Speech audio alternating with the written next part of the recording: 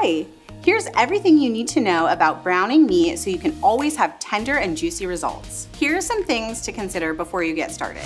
Remove your steak from the fridge about 30 minutes before you plan to cook it.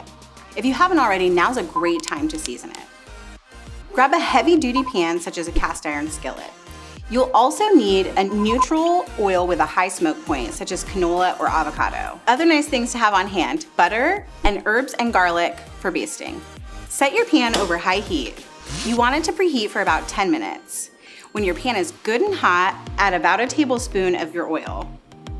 When your oil's nice and hot, add the steak to the pan.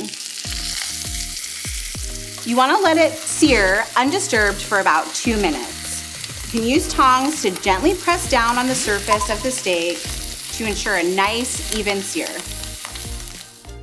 Don't worry if things get a little smoky. When you feel like you've got a great sear, go ahead and take a little peek. The steak should move without much sticking, and then give it a nice flip. With the steak flipped, it's a great time to add your butter and herbs to the pan. When the butter melts, add your herbs and garlic to the pan.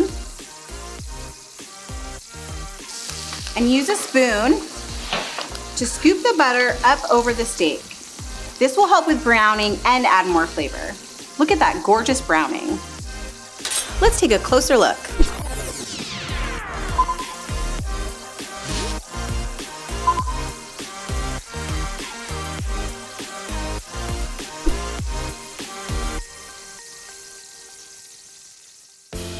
We're looking for mid-rare on this steak, which is about 130 degrees. You can use a digital probe thermometer, or if you don't have a probe thermometer, you can gently poke the steak and use your palm as a doneness indicator. With your palm open, press below your thumb to feel for raw. With your thumb and pointer finger closed, feel for rare. Then mid-rare, medium, and well done.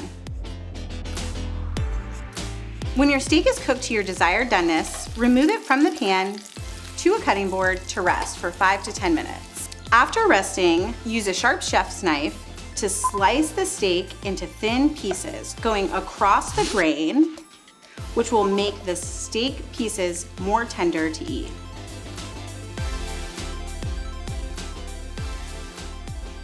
See how that nice sear gave us a tender and juicy steak? Thanks for watching.